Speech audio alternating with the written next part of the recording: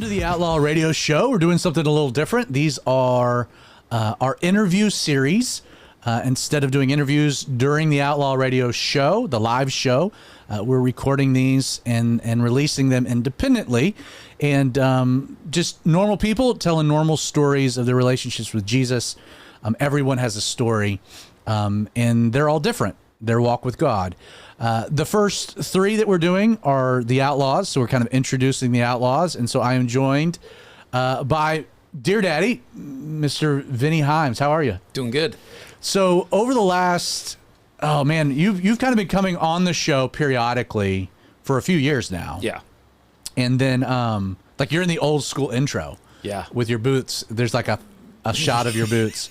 But then really beginning this year, you became a regular feature. And so over the course of all the time that you've been on the show, you've told like bits and pieces of your story. You've got such a unique story. It's a wild ride. And so we've, if you've watched the Outlaw Radio Show for any period of time, you've gotten parts of this story. But what I wanted to do today is I wanted to just put this all together in one interview, and your story, your walk with the Lord, and what God has done, what He is doing, what you're looking forward to the future. So let's start. Why don't you just who you are, where you grew up, the early days, and then we'll just kind of organically see where it takes us. Yeah. So grew up in Montana, little teeny tiny town, middle of nowhere. 300 people. The school I attended from kindergarten through 8th grade was 85 kids. So very, very small town. Very, very sheltered childhood. What was the town? What was in Condon, Montana. So where is that in Montana's a massive territory. It is. So where are we geographically? 60 miles southeast of Kalispell. 3 hours northwest of Missoula. You helped me in no way, shape, or form. Yeah, that's kind of where I grew up. Are you close to Canada? Like the northern part of Montana, central, south, it's the east, west, big geography here. Almost center of the state, west side of the state, between the Rocky Mountains and the Mission Mountains. Describe the topography, like of like where you grew up. Switzerland. Huge. That helps me in no way because I've never been to Switzerland either. Haven't been to Montana. Haven't been to Switzerland. Huge steep mountains, snow year round. So is it part of the Rockies? Yeah. Okay, so it's like the northern part of the Rockies. Yep. Yeah. So we grew up right on the edge of the Bob Marshall Wilderness, which is massive. And so we would get on our horses as kids and we would just ride, like just wild open country. Very rural. Zero private property, almost no private property. Like we didn't even know what that meant as kids. Like we were just wild and free. Mountain lions and grizzly bears in our backyard, wolves. So when you say you're in a small town, it's not just in a small town, but like how far was the closest town to you? I mean, so it was 30 miles to Seeley Lake, which was a small town. Like smaller than Monroe. Social Circle kind of esque is Seeley Lake, and then you had Big Fork 30 minutes to our northwest. So it was very remote. What was the again, just trying to gain some insight into your childhood and some of the things that make you who you are. Like recreationally, what was the general occupation? What drove the town? You know, like what do people do? So you did one of three things. You either raised cattle, cowboying, open range, lots of government BLM land. So we're thinking Yellowstone as 100%. like a good analogy. When I was 4 years old, my earliest memory of doing a cattle drive, and we were working with the rancher across the street from where the house that I grew up in. They had like 900 head of cattle. They would free range them out on BLM land during the summer and spring. What's BLM? I was thinking Black Lives Matter land. I don't think that's the same thing. Bureau of Land Management. Okay, so this is not Forest Service. This is not Black Lives Matter land. This is land management. Yes. Federal land. Yes. So you could get, I was a little kid, so I don't know all the intricacies of this, but all I know is we would ride way out into the wilderness and we would find pockets of cows and we would get them back to the main ranch, and then we would brand them, dehorn them, cut their nuts off, and we would have a huge party and we would eat Rocky Mountain oysters. And I thought that was a perfectly normal way to grow up until I met people from the city and I realized it's not normal to take a pocket knife and cut a cow's balls off and eat them right there by the fire. Okay. So the economy is driven by, again, for anybody watching, like that right there just gave you a lot more insight into Dear Daddy. So occupationally, you were either a cowboy, Logger. or so there's a lot of logging. Lots of logging, huge ponderosa pine forests, pockets of western red cedar, which is really well regulated. It's very expensive wood. It's hard to get to. It's hard to log. My uncle had some involvement with a logging company when I was a kid. I remember going down to this fuel station with him and filling log trucks up with diesel fuel, and my grandpa working on them, and very young. This was like 4, 5, 6 years old. And then So third thing people did. Construction or worked at a bar. So I mean, there had to be in a local economy, so there was that. Like It was pretty rough. whatever Like, you were doing to contribute. Yeah, most of the kids I grew up with, their dads were loggers, cowboys, construction workers, like building. Yeah. That's really it. How did your family? So you are again. You got your mom and dad. You have how many siblings? 4 of us total, so 1 brother and 2 sisters. And where were you in the totem pole there? Older sister, me, younger brother, and then my little sister. Okay, who so we've met. So you were the second kid in the brood. Yep. Now what brought you were born there, but what brought your family? So I was actually born in Okinawa, Japan, I did not know that. and we lived there until I was 3, and then we moved back to Montana when I was 3, and I had my 4th birthday in Condon, Montana, and we were very poor. I think my dad made like $5 an hour. So your dad was military though. He was military. My mom was sick of traveling. My sister was born in Austin, Texas. My little brother and I were born in Okinawa, Japan, and my mom was like, I'm done. We're not traveling anymore. So my dad got out of the military, joined the private sector. And he was a hottie for a stonemason. So he was the guy mixing mortar up and taking up the stonemason. They were building stone fireplaces all over Montana, custom homes and stuff. I thought we were rich if we got ramen noodles. Like, that was a good haul. So small town, small school, just making it. And it's just almost frontier life. Yeah, there was hitching posts at our school. Okay. So one year it snowed like 21 feet, and it was like, this is it. We're going to get to skip school today. Like, it snowed. We got home from school the night before. This was 1996. We got home from school at 3 o'clock in the afternoon the day before, and there was no snow on the ground. It started snowing.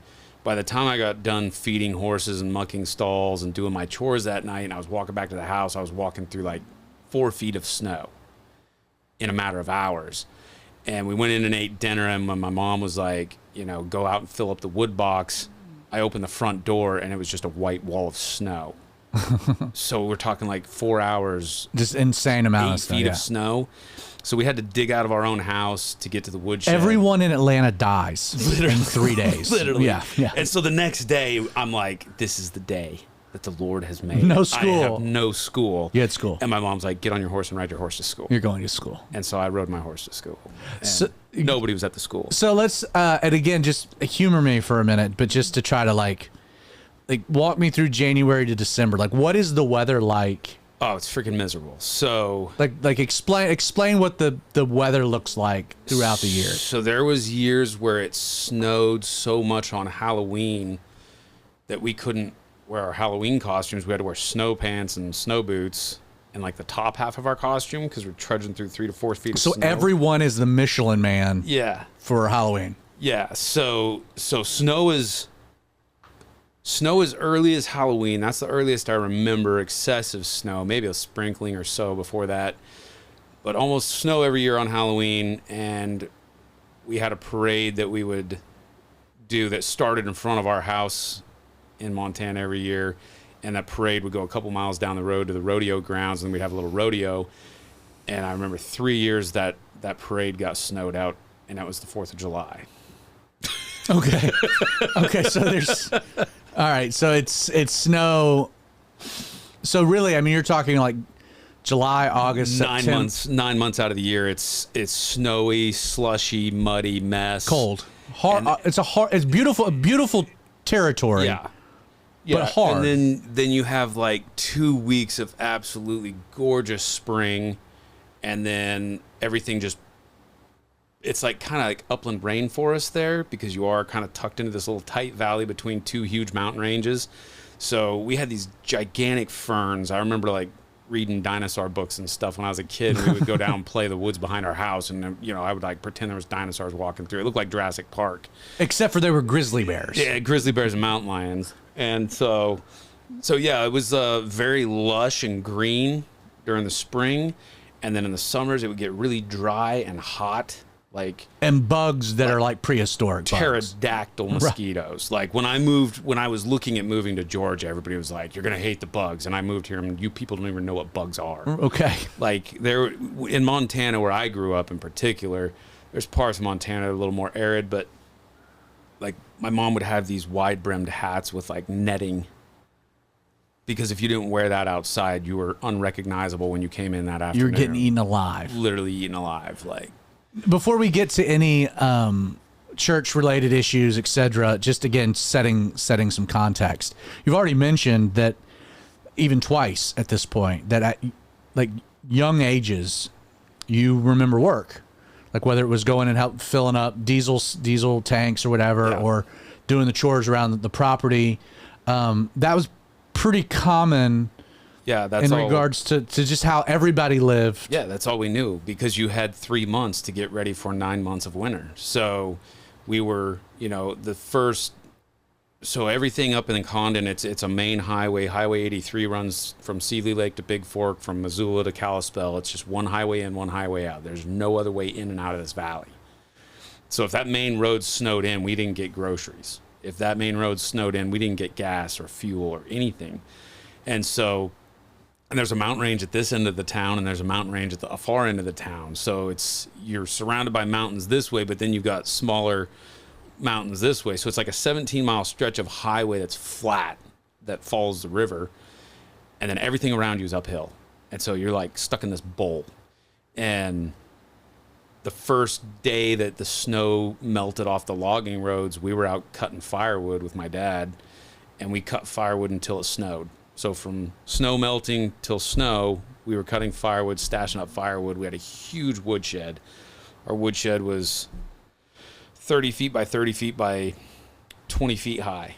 So we had to fill that with split, cut, and dried firewood. It's survival. Yeah. What was your first hunting experience? Because again, you already mentioned the groceries. So I mean, you're pretty self-sufficient also. Yeah. So like hunting was not like as we think of it, like big game sport. This was about so we couldn't stocking up your own food. Yeah, we couldn't hunt until we were 12 years old. Hunter safety for us was like, it wasn't like, are you going to take hunter safety this year? It was like, oh yeah, my dad's making me take hunter safety a year early so I can definitely hunt next year, because it depends on when your birthday fell. So like I took hunter safety when I was 11, and it was like real hunter. It was like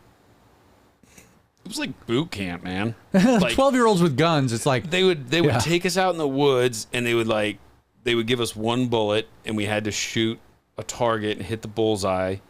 If you hit the target and hit a bullseye, you would get a second bullet. And like they were literally like stressing you out. Like if you miss with this bullet, you're not hunting. Like you're not getting another bullet. And then they would take us out in the woods and drop us off with one match. And they would teach us how to collect tinder and dry things out, because a lot of in the spring and summer it was really wet. And so we were like, it was like I'm not gonna say Navy SEALs training, but as a 12-year-old, it felt like we were going through like buds. It's like what was that, Survival Man? Yeah, like Bear Grylls. Yeah, they're like telling us what kind of bugs we can eat and like what kind of bear, because it is very remote. So if you get you get out in the woods and you get separated from your dad or whatever, and you're stuck out there overnight. Like, everything there wants to kill you. The terrain wants to kill you. The weather wants to kill you. The animals want to kill you. The psychopaths hiding out from the government there want to kill you. Like, it's just everything I remember as a kid growing up was just stressful, like, but not stressful. Like, it was a simple life in that sense. It was just a way of life. Like, there was a husband and wife couple that went through the area we grew up in the mid to late 80s, and they would pull over and like pop the hood on their car and like pour water on the exhaust manifold so it would steam, so people would think they were broke down, and then they would murder them and like pull their bodies into the woods and steal everything they had. So like, my mom wouldn't let us go outside and play that summer because these psychopaths were murdering people on the side of the highway. There was this really nice guy named Ted that lived up on the hill. Yeah, he lived right across the street from my aunt and uncle in Lincoln, Montana. The Unabomber. Yep. My guy was really into single digits. I don't know what it was. Very smart guy. Yeah, just crazy people. Story time with Uncle Ted. Crazy weather. A mountain lion killed a deer like 30 yards from our back door on my 12th birthday. Now, you have a story of almost getting caught by a... 3 stories. Well, we don't have time for all 3, but like, pick out, again, just some insight into what life is like. Yeah, so like the scariest one, so the first one I didn't know about, I was 4 years old. My dad noticed something weird. He went into protection mode. Mountain lion jumped out of the woods, almost got me, and like saw my dad and darted off. Second one, my grandpa was trying to find me and my sister to get us to come in for dinner, and we had dug a hole into a snowbank and built like this big intricate snow fort back in the snowbank, and there was a mountain lion at the entrance with his tail like doing that. My grandpa shot at it with a .357. It ran away and we didn't get eaten. But the scariest one is I was working at this ranch up in the foothills of the mountains, and one of my jobs every morning, I started working there when I was 8. And I worked there until I was 14. And one of my jobs is the first year I worked there, we built a huge man-made pond because this multi-billionaire real estate tycoon from Chicago wanted to go trout fishing whenever he flew into his ranch in Montana. And the little creek that ran through his property just wasn't big enough to sustain big fish. And so we dug this huge man-made pond, and we installed these 3 World War II era water pumps. And so I would go down every morning. The old man would pick me up, drop me off at this little road, and I would walk down to the end of the road and walk down the steep bank, and I would have to take the cap off the top of the pump, fill it with creek water, pour it in the top, prime the pump, and then hand crank the pump, and they would start chugging away. And then as they would all prime up, I would tighten the caps, and it was really noisy, and you're at a rushing stream, and these pumps are noisy, and it's just, I did it for so many years and never had anything scary happen. I was just complacent. And so one morning I walk down the hill and I'm firing these 3 pumps up, and I hear this loud boom, and I turn around, and the old man, Bill Mahaffey's standing there like shaking, pointing a gun at me. I thought he was trying to kill me. I was like, this guy's lost his freaking marbles. So these pumps are cast iron, and they're about 3-4 feet tall, and I like ran around the other side of the pump, and I'm hiding from him. And then this mountain lion's body like tumbles down the side of the hill and falls in the creek next to me, and he shot it in the back of the head. It was getting ready to pounce on me. So he said his exact words were, he dropped me off in the truck at the dirt road that I would hike down, and then he would continue driving up to the barn and get tools out and start the day. And he said he pulled up to the barn. He said every hair on his arm stood up on end, and the hair on the back of his neck stood up. And he said that only happened when a mountain lion was around. And then he felt like I was in danger, so he grabbed his pistol out of the glove box, hauled up back up the road. And sure enough, he was right. And he was right. By the time he got to the edge of that cliff that I would walk down, that mountain lion was getting ready to pounce on me, and he shot it right before it got me. So, yeah, it was just that was life. Yeah. So let's get to going to school, going to church. So your mom and dad were believers. Yep. And so church was important. Yeah. So I remember church, my earliest memories, 4 years old. I remember my 4th birthday. I remember the cake my grandma made. I remember I got a big rubber bouncy ball. What kind of a church did you go to? It was a little Lutheran church. Because, I mean, there's not a lot of options in such a small place. There actually is, believe it or not. Believe it or not. Yes, there's like Condon, Montana, 300 people.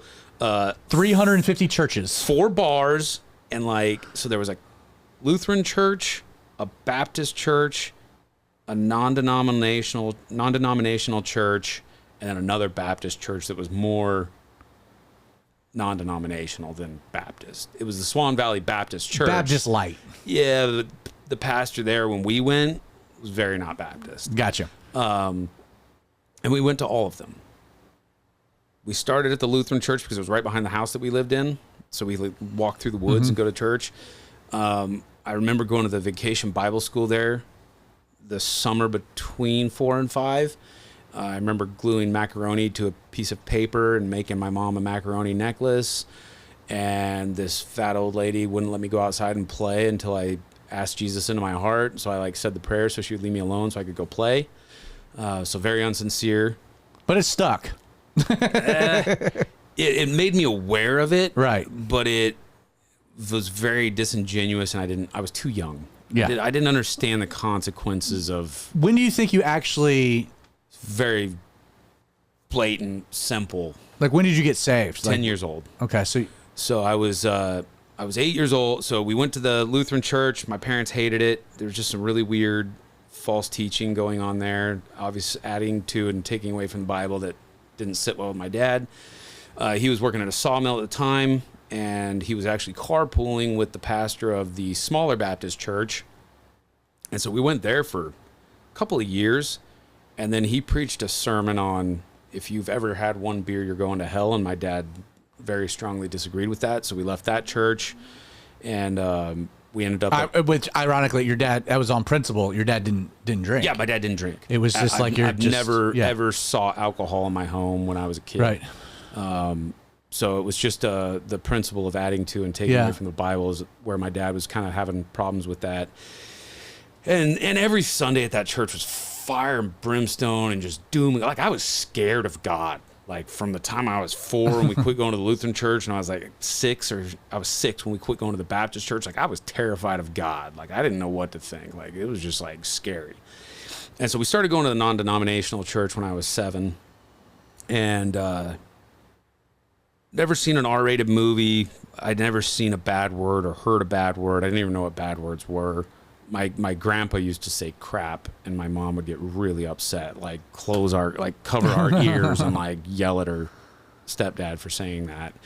And so I thought that was a bad word. So like anything beyond that, it's like Right. heads will roll. Yeah. And so I was 8 years old, going to church, not taking it very seriously, didn't like it, hated it. It was cutting into I wanted to be a mountain man. So like I needed to be outside hunting animals and setting snares and traps, and I needed to be in the woods as much as possible, and church was really cutting into that. So at 8 years old, I was making sure my mom knew how much I didn't appreciate being there. They got tired of being super poor, and so my dad went back into the military that summer and was actually here in Georgia at Fort Benning going through his master gunner school to be in an M1 Abrams tank unit. So my dad wasn't around that summer, and I was letting my mom know how much I was displeased that she was making me go to church instead of me playing in the woods. And to be fair, you're pretty wild. I was wild, feral. Yeah. Like, feral. Completely feral. And my sister was wearing one of those like little fluffy poodle skirts, and it pissed me off. And so I yanked it down around her ankles as we were walking into the church parking lot. It was gravel, and she fell and skinned her knees up. And so my mom smacks me, and I have to pretend to cry so she won't smack me again. And we're walking in the church, and this old man, Bill Mahaffey, like if you ever hear me say my dad taught me this or my dad said this when I was a kid, it was Bill Mahaffey. Okay. Like my dad wasn't, he was usually He was working. Yeah. He was in the military, so he wasn't around. So Bill Mahaffey, the summer I turned 8, took me under his wing, and he had 3 daughters. Now, when you say took you under his wing, he had a conversation with your mom there in the parking lot. Yeah, so he saw this we're walking shenanigans take place. Yeah, we're walking in the church, and he's like, Mrs. Himes, what seems to be the problem? And she's like, this one's being a pain in my butt. He's feral. And so he took me out behind the church, which was attached to the public library, and there was these giant blackberry bushes, and he made me pick out a blackberry bush, and he like shaved the giant thorns off like the first 8 inches so he'd have a nice handle. But left the thorns on the other half. Yanked my britches around my ankles and made sure all those thorns ended up in my backside. Whooped me till I couldn't sit. And I started crying, and he informed me if I ever cried again, he would give me a reason to cry. And I never cried again. To this day, I have never cried again. So he made me sit with him and his wife, which was tender. And after the beating, yeah, you got to follow that up with some tenderness. She was the librarian at our school, and he owned the general store, he owned the wrecker service, he owned the mechanic shop, and he owned the Tall Pines Cafe. So he kind of like owned the town, so to speak. He was a very well-connected person. He owned the church building that we met in, which was the community hall. So he rented it out to the church or gifted it to the church or however that worked out. And he got a tax write-off. Yeah, and so that summer was kind of the year that he retired and sold everything. Sold the general store, sold the mechanic shop, sold the Tall Pines Cafe. So he's rolling. In my eyes, this dude's rich. And so he told my mom after the service, he said, send him up to my house. I'll work him so hard he'll never have time or energy to misbehave again. And he did until I was 14. So from 8 to 14, you do school, and you go to work. Yes. And then you go home and do it, repeat. And so I was working for him that summer on his property, which they were logging to build their home. And then he got bored with retirement, accepted a position at this dude ranch that was owned by this real estate tycoon named Don Shoemaker. And think Donald Trump, early 90s. That's who we worked for. So he would fly in his private plane, land on his private airstrip in Montana, in the mountains, with him and his rich buddies, and we would make sure that this ranch just looked like a golf course all the time. Beautiful finish mowers. I weed-eated like 7 miles of vinyl fence every week. We kept cows and horses there. We would put on chaps. We would rope cows and put on a little show for these rich people. And so that was and then the farm got sold to Jeffrey Epstein. Right.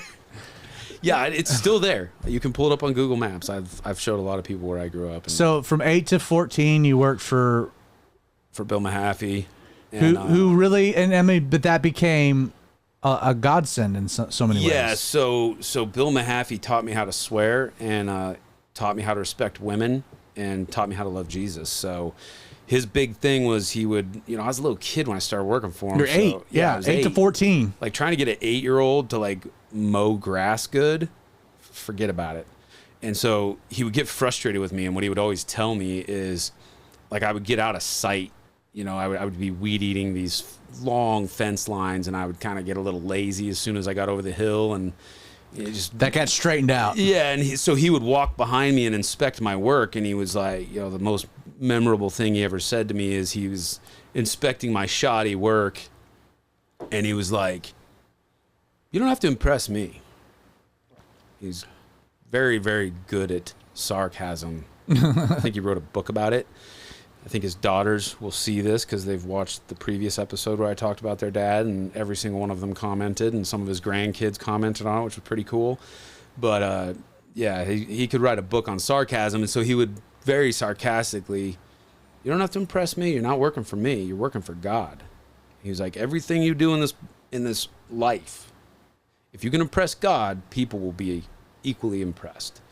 And so that was where my work ethic was built on. That is, integrity is doing the right thing when nobody is watching, but God is always watching. So he just instilled that in me from 8 years old on, and I was really good at destroying things. So we've only gotten to like 8 to 14, and we're almost 30 minutes into this. So we were going to have to pick up the pace, but I can't help but not at least bring in one story from this time. So can you tell, just to give some insight into what this whole dynamic was like? Because I love it. Bill taught you how to swear, how to treat women, how to love Jesus. I mean, yeah. I mean, that's, and in a sense, he taught you how to be a man. Right. How to work. Yep. How to and in the process of that, you learned machinery. You learned mechanic stuff. You learned a lot of like helpful, like you're going to school, but you're also in like the Bill school of life. Right. So you're learning a lot of different disciplines. Firearm safety. Yep. I'm assuming this is when you learn how to, dress a deer in the field, how to butcher cows. I mean, again, you're living on basically a dude ranch. Yep. With a ton of different disciplines, but there's one story that always cracks me up is, and I think it's a great illustration of just this wild season, and what life is like, is the dump truck story. Yeah. So Don Shoemaker decided he wanted this pond. This was the first summer maybe the second summer I was working up there, and we had this old dump truck. Old diesel dump truck. It's where I learned how to swear, because every time we needed to use this thing, Bill had to work on it. It would never, we didn't use it that much, so it was just always grumpy, pissed off, didn't want to run. He would work on it for 4 hours. We would use it for 10 minutes, and I just remember him throwing wrenches, busting his knuckles, and holding the light for him. Dangerous. Yeah. You've never held the light for your dad while he worked on a car, and it shows. We're not the same, that whole thing. And so he hated this dump truck. It was like his arch nemesis. It was the only thing on the ranch that never worked.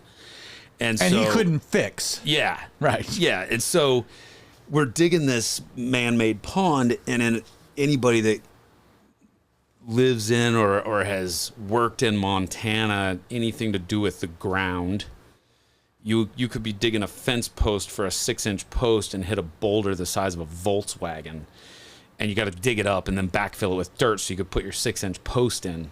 And again, the topography makes sense. You're in the mountains. Yeah. And so they're digging up these giant boulders. He's teaching me how to drive this dump truck. I was terrified of this dump truck. It had, I think it was 2 3-speed transmissions for forward. So it would be like first, second, third, pop that into neutral, and then move over to this one was fourth, fifth, and sixth. And in sixth gear, it would do like 32 miles an hour. And then you're guessing where you're going. Yeah. And so he's trying to teach me how to drive this manual multi-transmission truck. My feet don't reach the pedals. I can barely see over the dash. And all I had to do was back it up this dirt road to where they were digging the pond. Him and another guy had huge excavators in there, and they would both load the dump truck with dirt and rocks, and then I would drive down to the end of the airstrip, and then I would back down this little road, and I would literally dump this debris and dirt and boulders down the side of the mountain. And it's a big ravine. Yeah, it was just super steep, and it was awesome.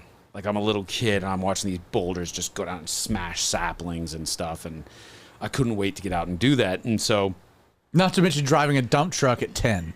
That part terrified. I didn't think that was cool at all. I was terrified of that thing. I was so scared. This is my son Theodore driving a dump truck, just for context. Yeah, and it was prior to air brakes, so there was no air brakes. The brakes were sketchy at best. And so the sequence is it's like just steering wheels, everything in your body to get the thing to turn. Well, that's what when he was teaching me how to drive it, he was like, if you hit a rut, throw your hands in the air, because if the steering wheel kicks back, it's going to break your arm. So I'm terrified of this thing. This is not a cool, I'm 10 years old driving a dump truck. Is I hope I make it through the day without breaking my arms. And so the sequence is I would drive to the pond, they would load the truck, I would close these big barn doors on the back, I'd latch this latch, and then I would drive down to the end of the airstrip, and I'd back it up this dirt road into this little pull-out area, and then I would jump out, and I would open the latch for the barn doors and swing them open, and then I would go to the side of the truck and pick up on a lever, and the bed would hydraulically dump. Well, I've been doing this for a week, so this is nothing new. I've got the process down. Yeah. I'm confident now. I'm no longer scared of it. I'm a little bit cocky, maybe. And maybe. And they dug up this boulder. It was so big, it took both of the excavators to roll it up this hill, and then they made me park the dump truck at the bottom of the hill, and they were just going to let this boulder roll into the back of the dump truck. And so they did it, and they got this thing loaded, and it was the whole bed of the dump truck was this one rock. So you can imagine my excitement to watch this thing decimate all. And in my excitement, I drove to the end of the airstrip. I backed down the little road. I backed into the pullout, and I jumped out, and I hit the lever. What I did not do is open the barn doors. Oh, no. So I hear this screeching, terrible rock on steel noise. And I glance over and I realize that the front tire of the dump truck is coming off the ground. And for a second, I was going to jump in the truck and hit the brakes for some stupid reason. But then my 2 brain cells kicked in and I ran and watched the entire dump truck go down the side of the mountain. I told you I hadn't cried since I was 8. I sat down on the edge of that mountain, on the edge of that dirt road, and I put my head in my hands, and I was working on a trickle. I thought he was going to kill me. And so I hear his old 1983 GMC Sierra Classic coming down through the airfield, and I'm like, this is it. I'm going to follow the truck. He's just going to kill me and throw me off the side of the mountain because he's got to explain to this rich dude that I totaled his dump truck out. The 10-year-old driving the dump truck. This thing's destroyed. Like, imagine a mountainside about like that and a 30,000-pound dump truck going down the side. There's nothing left. Like, so what was his reaction? He pulls up in the truck. He gets out and slams the door, and I'm hiding my head in my hands because I don't even want to look at him. And he says, "You better not be crying, boy." And I look up, a little quivery lip, and he looks down the side of the mountain. He's like, "I bet that was pretty cool." And then he let me know how much he really hated that truck and how he was happy about it. I was happy about it, right. So we got a new dump truck. And, so let's fast forward the story a little bit. So let's get out of high school. I mean, you immediately are going to work. Yeah. So 8 years old, that was a weird summer. That was the summer I went to work for Bill Mahaffey. It was also the summer that I went to my cousin's house and we watched a scary movie. I'd never seen anything scary or demonic or evil or bad. You know, like the scariest thing I'd watched up until that point in my life was 101 Dalmatians. Like Cruella DeVille was Cruella DeVille was pretty scary, She's pretty scary. I mean, she's pretty scary broad.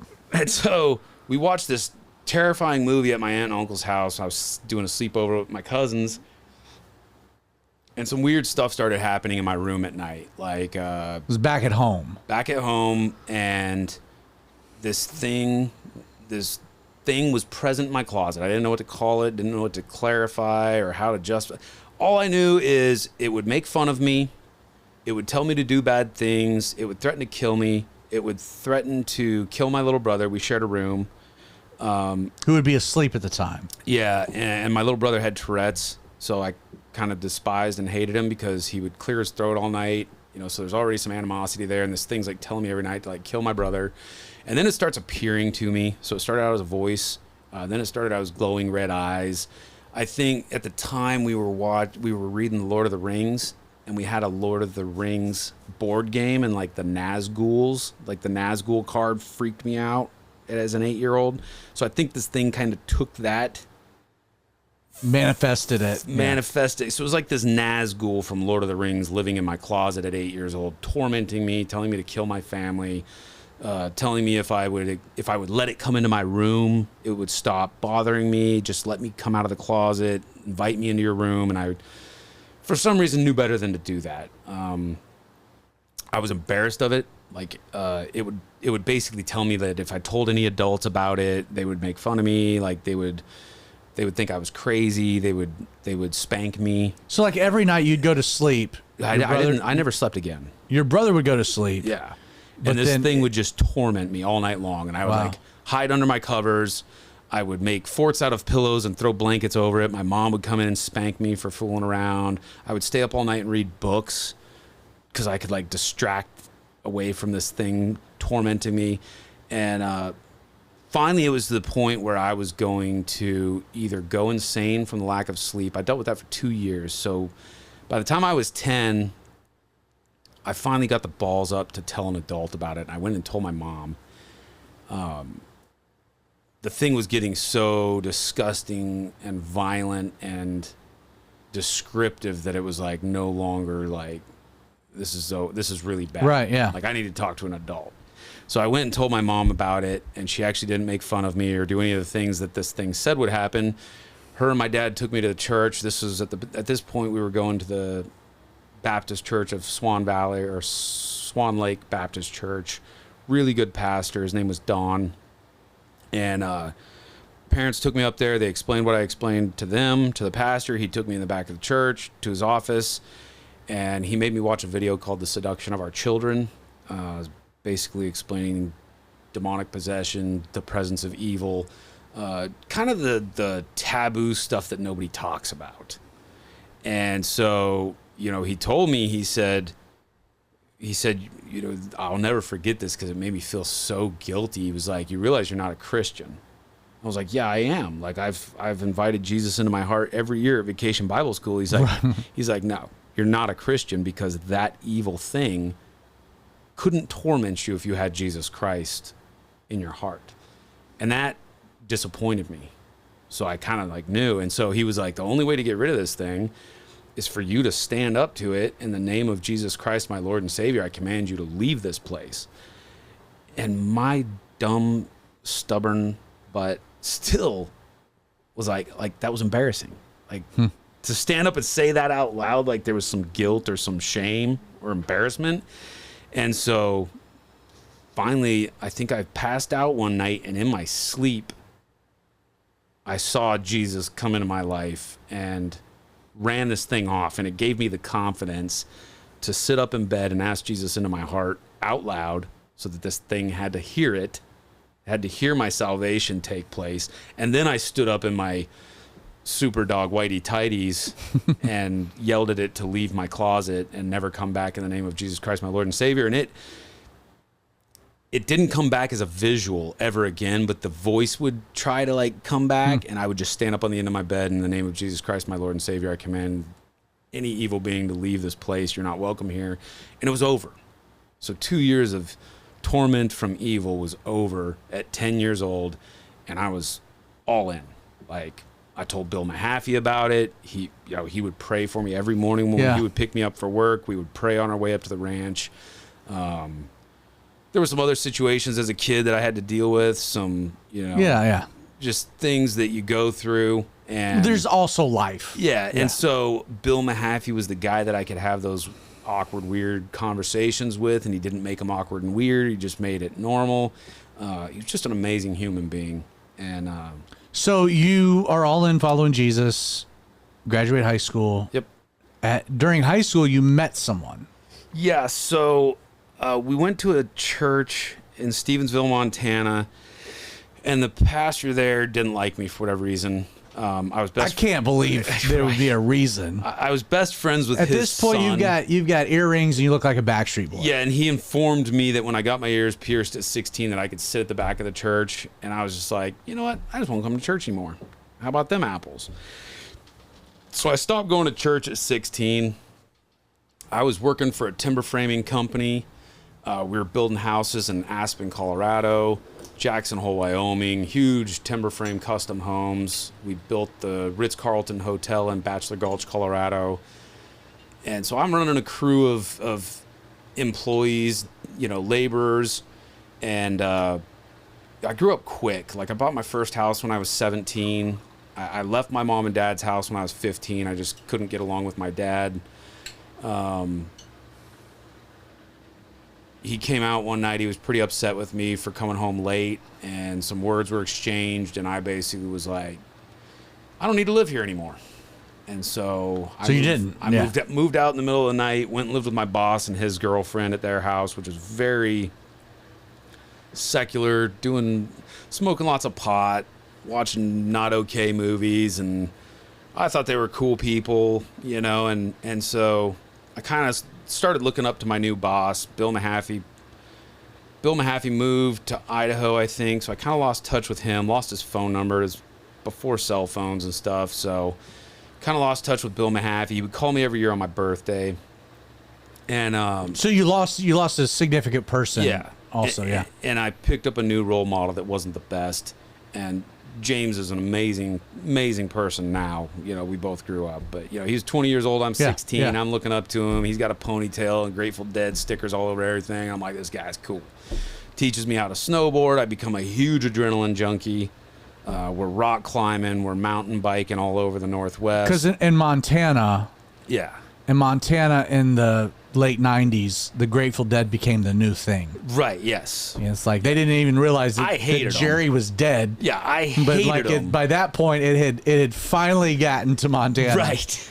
You're like, And so- hey, dude, in 2014, Pongs became a big thing. Yeah. Yeah, I hated the Grateful Hey, Montana, guess what? Crocs are on the way. Dead. Yeah, you guys will see those in You'll see 2026. those. Yeah, just wait.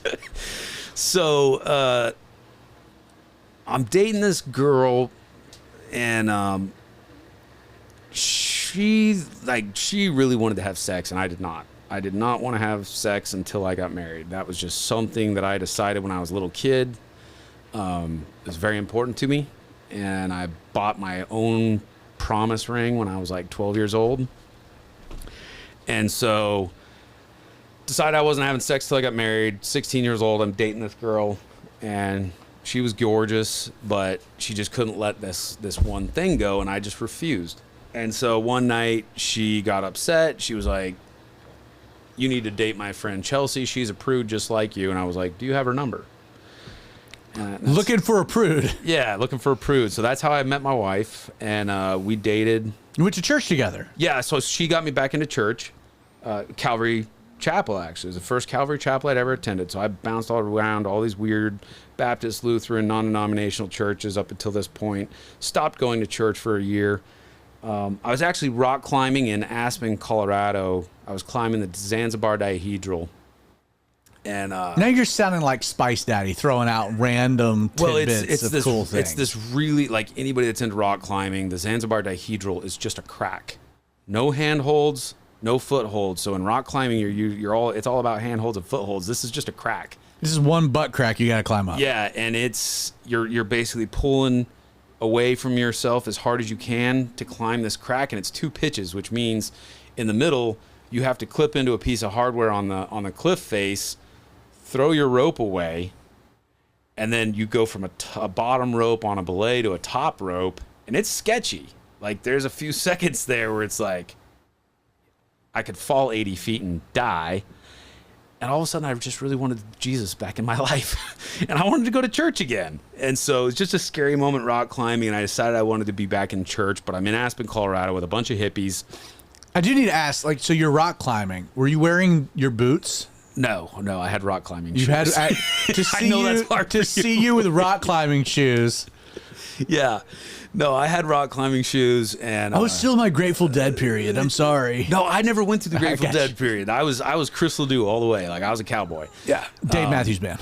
And but yeah, that moment on the side of that cliff, I was kind of like, yeah, I need to go back to church, and I had a little conversation with God, and I went back home, and that was the weekend I broke up with my girlfriend. I called Chelsea.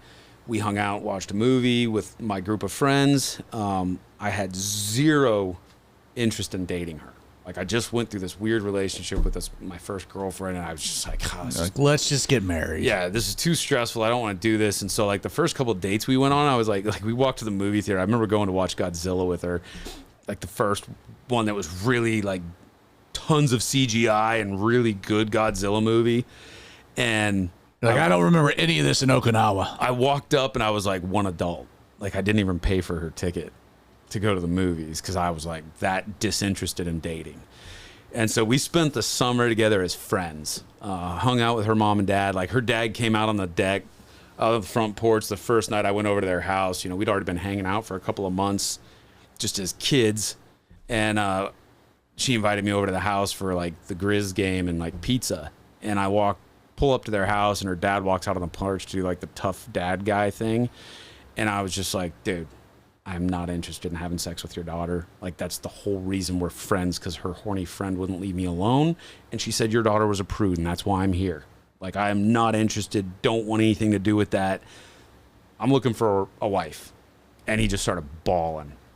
And he was like, I've waited 16 years for you to show up. Like, you're the guy. And so I was really good friends with my wife's dad. Interesting. Loved my wife's mom. Yeah. I know her. Yeah, her dad and I were out in the shop every weekend building muscle cars. So it was a new role model, like kind of like what God needed. A very good one. Yeah. Chelsea's mom and dad were atheists. Chelsea's mom grew up not in the Mormon church, but she went to a Mormon college. but like not really didn't really have anything to do with the Mormon religion. Creighton, we're adding Joan to the interview list. That became a given right there. Yeah, she's got some cool stories. She's been on tons of cool missions trips and stuff that I'm envious of. So I get along with my girlfriend's parents very well. Finally, like 3 months after hanging out with Chelsea, I finally held her hand. I think we had like our first kiss like 6 months in. We dated for a little over a year. I asked her to marry me on her 18th birthday. We got married young, and I started a huge timber framing company young, and we just kind of went hardcore with life. And I will say through my 20s, I was very disconnected from, like, I prayed every morning and I prayed every night, but I was I didn't have the Holy Spirit in my life. I'll say that. You leaned into the hustle. Yeah, because you started a company, you were building homes. So you moved out of Montana. Yep, we right? moved away from all of our friends and family. I didn't want to compete with the people that taught me my craft. I thought that was disrespectful. So my wife and I did some research, and there was no timber framing companies in northern Idaho at the time. So I went to work for a log home company there, and I established my timber framing company. We started that when I was 20 years old. We ran that successfully till I was 25. Explain what a timber frame. So timber framing is square beam construction, no metal, zero metal connections. It's all wood on wood joinery, old fashioned, either Japanese or European style joinery. And who's the clientele in Idaho for this? Extremely rich. So this is like the big money houses. Cheapest house I ever built was like $5.5 million. And I was embarrassed. Like I didn't want anybody to know about that. Like that was bad. Like that was bad on my resume. But the guy was super cool, really unique character. I loved that project, and it was kind of my shoe-in, my foot in the door. So you married Chelsea, you moved to Idaho, You have this, you're young, but you have a skill set, and so you start this company building timber frame homes in Idaho. Yeah, and it was hard because I was so young, I couldn't grow facial hair. No way. Yeah, so I could grow like these chops, like these mutton chops, my grandpa called them. So from like here to here, I had facial hair, and this was all bald.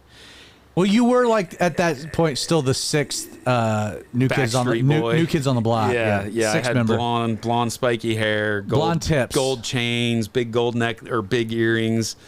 So it was hard to get rich people to take me serious. Like I'm trying to talk these rich people into letting me build them a $10 million vacation home that they visit 1 or 2 months out of the year. And I look like I'm 16. A Backstreet Boy.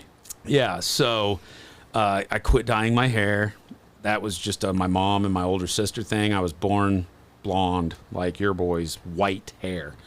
And then when I was like 3rd grade, it turned brown, and my mom was like, she hated it. She wanted that little towhead blonde back. So my hair was dyed blonde most of my childhood. And so, yeah, I stopped dyeing my hair blonde, let it grow out, grew as much facial hair as I could, trying to look as old as I could. But I had to prove to these rich people that I could do what I said I could do. And so I just dug into the hustle. I was working unbelievable hours. I was working from 6 in the morning till midnight. But very successful. Yeah, yes, very successful in the world's eyes, unsuccessful spiritually because I was missing a lot of church or sleeping through church because I was so exhausted.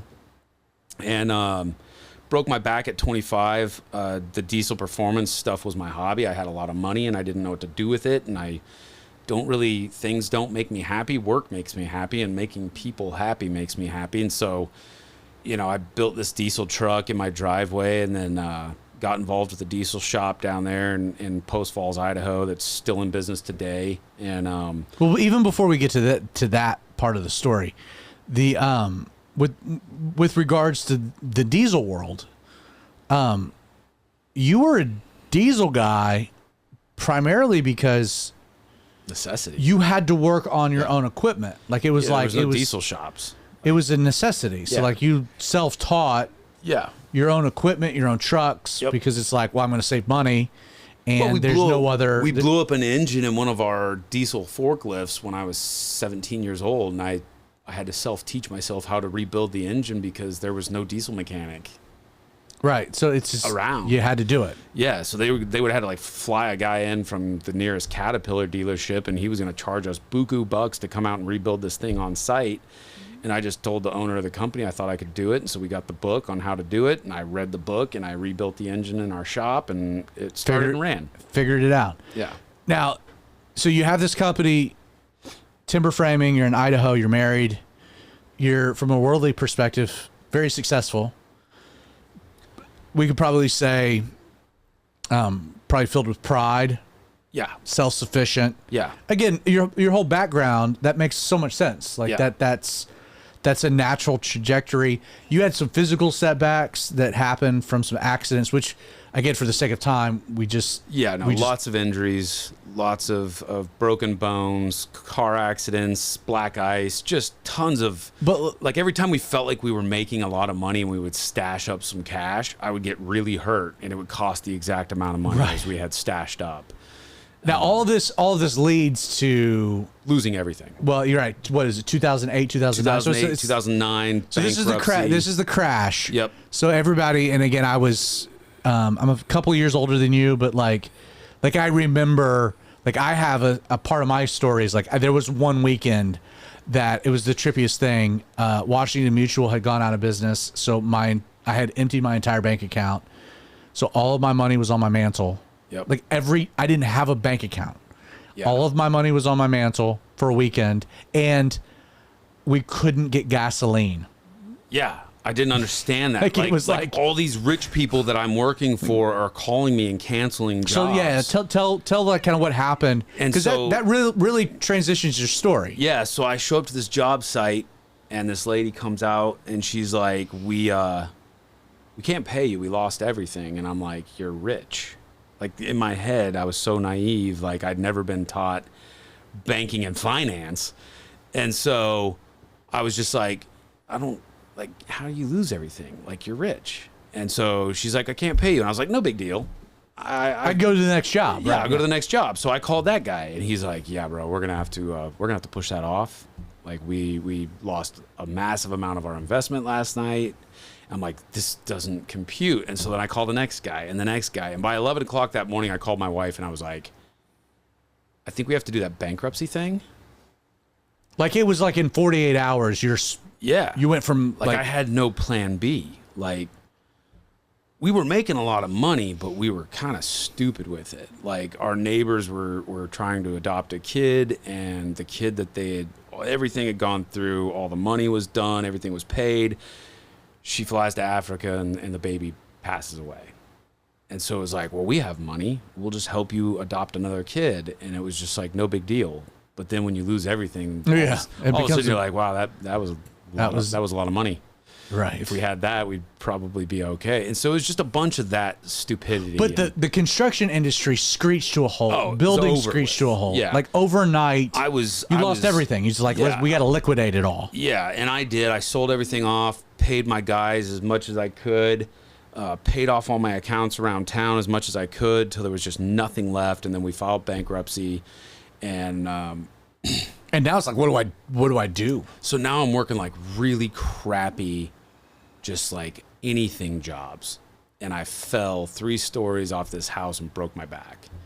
Didn't know it. Worked for 2 days with a broken back, but the pain was like so intense. I was like throwing up. Like I'd pick up my tool bags to try and put them on, and I would just start vomiting and like blacking out, like passing out. My guys are waking me up, like not good. And so finally they drove me to the hospital, and I'd fractured 3 vertebrae and crushed 2 discs in my lower back. And the doctor's sitting there talking about fusing my spine, and I'm like, what does that mean? And he's like, imagine you're 80 years old overnight. You can't bend over anymore. You can't twist and move. And I'm like, I got 2 brand new babies at home. Like, I'm not doing this. And so Riley and Taylor are in the world. Tiny. Yeah, but tiny. Like Taylor had just been born. And so I kind of freaked out and like ran out of the hospital with a broken back. And my buddy John drove me there, and I was like, take me to the chiropractor. Like the chiropractor will never agree to this. Like I'd gone to this chiropractor for years from a really bad truck accident that I'd been in prior. And I had hyperextended my spine. So I was dealing with that for years. And so I go to the chiropractor, and he's like, what are you talking about? I'm telling him this whole thing. I'm like, they're trying to fuse my spine. I'm kind of freaking out. And he's like, well, let me take my own x-rays and assess.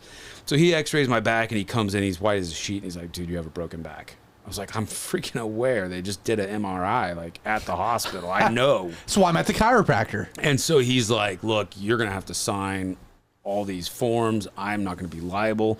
He's like, you have a broken back, but it's the best version of a broken back you can have. Like, the vertebrae were perfectly vertically fractured. They were only fractured in the back, not in the front, and so it wasn't like all the way through. So there was like no chance that my spinal cord was going to be severed and I would be paralyzed. The worst thing was the crushed discs. Like, it looked like two balloons that had been smashed between two rocks, and they were just bulged out the side. So it's like bone on bone. And he's like, that hurts. He's like, I know that hurts. And I'm like, yeah, it freaking hurts. And so he hung me on an inversion table for 30 minutes a day, every day for 3 months. Once a week, every week for 3 months. Once a month, every month for 3 months. And taking x-rays progressively as we went through this. And you could see the discs were coming back. The vertebrae were separating. Things were starting to look normal again. And, 9 months later, he's like, you can go back to work. And at this point, we are broke. Like, we have no money, 2 little kids. We're on WIC. I'm like sitting around the house trying to let my spine heal, not working. And in Idaho, the economy's completely tanked. I'm looking through the newspaper, was still a thing back then. I'm looking through the newspaper trying to get jobs. Like, I applied for a job at Best Buy to be a truck driver, and they were like, I'd never filled out a resume before, so I went down to Kinko's and printed off like a generic resume and like filled it out, and they were like, you are way overqualified. Like, we don't want a previous business owner / engineer driving a truck. Like, we can never pay you enough. I'm like, anything.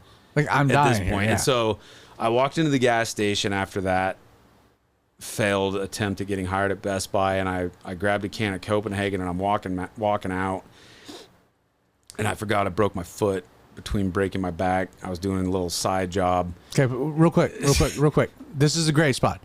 So, broken back, broken foot, down and out, at the bottom. Yeah. Idaho, married, 2 kids, world stacked against you. Yeah.